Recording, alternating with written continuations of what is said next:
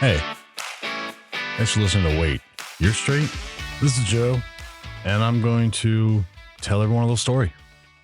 Story about a kid that was afraid to be himself, that grew up to be a man that was even more afraid to be himself.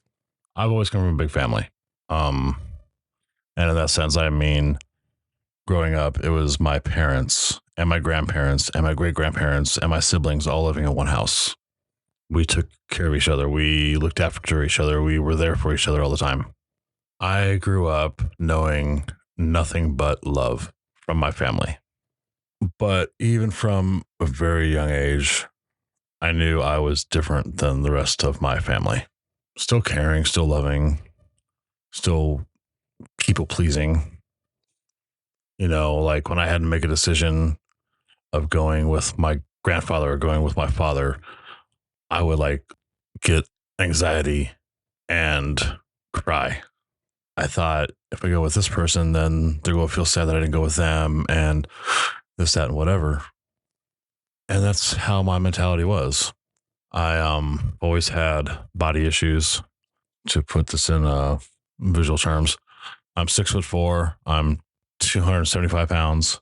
At my highest weight, I was like 350 pounds, but I've pretty much always been 6'4". So people would see me and they'd be like scared that I was going to hurt them. And to counteract the fear in people, I would try to make everybody happy. I would say funny lines, funny jokes, do funny acts, just turn everything into comedy or humor. And that's kind of how I went through life. It's just taking something serious, turning it into a joke, a gesture, or, something to always lighten the situation.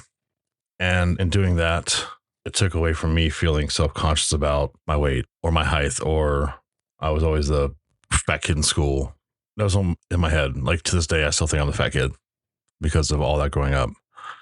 My parents they never verbally abused or anything like that. They said, God loves you the way you are. And I believe that. I believe that God loves me for the way I am. So fast forward, grew up in Southern California. Parents decided to move us to a small rural community when I was 13. And that was not, that was difficult. I don't like girls, straight up. Nothing wrong with girls. I mean, I cannot have an actual romantic, intimate relationship with a female. I've known this for a very long time. So when I was 16 years old, I decided it was time for me to come out of the closet in that very small rural town. Probably not the best life choice, but at that point in time, when you're 16 and you know everything, you just kind of go with it.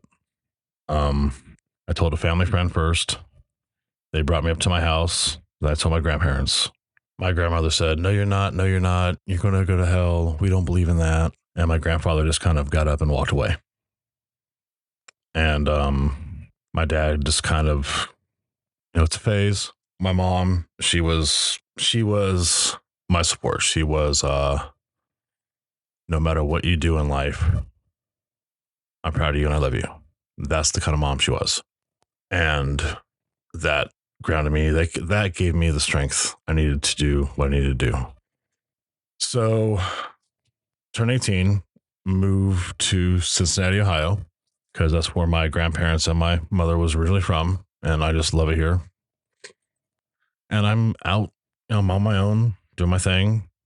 Then my parents decided to move to Alaska, and my grandparents did not want to go. So why don't you guys move back here with me? So I did. I moved my grandparents in with me. I'm so out, but I'm not one of those guys that I'm not going to shove in your face.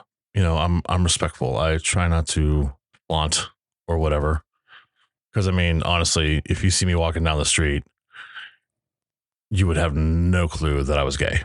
None. I was in my room with a friend and we were, nothing inappropriate. We were just like taking a nap on top of the covers. Nothing inappropriate at all. My grandmother walked into the room and the look on her face was just pure mortification. Now, I mean, like I said, I don't push it in people's face. My grandparents knew and they just kind of, went along with it. But that look on her face just changed everything in me. I wanted to be a people pleaser again. I wanted to make my grandparents happy. I mean, I respected them. I loved them. I looked up to them. I mean, they were my world and they did anything they could for me. So I started putting them back in the closet and time went on and just slowly started putting it back and followed my grandfather's footsteps, drove truck.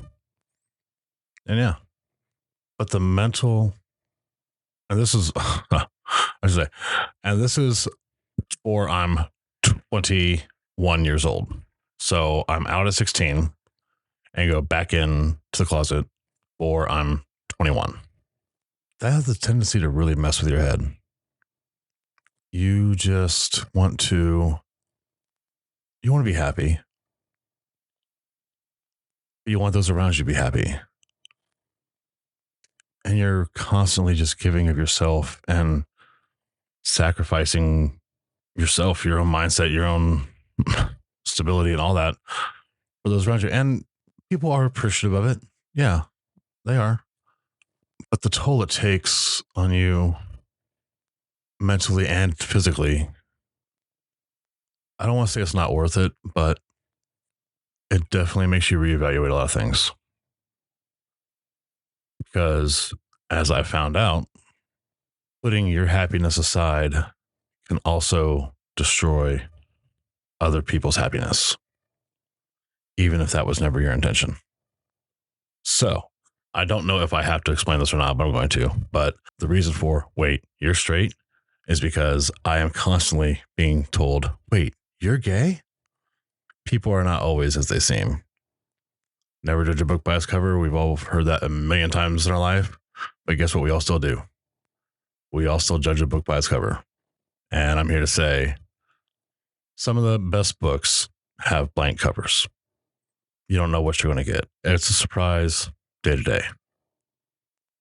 So this is going to wrap it up for the first official Wait, You're Straight podcast. But stay tuned. Next week, brand new one will be out. And we are going to cover a lot.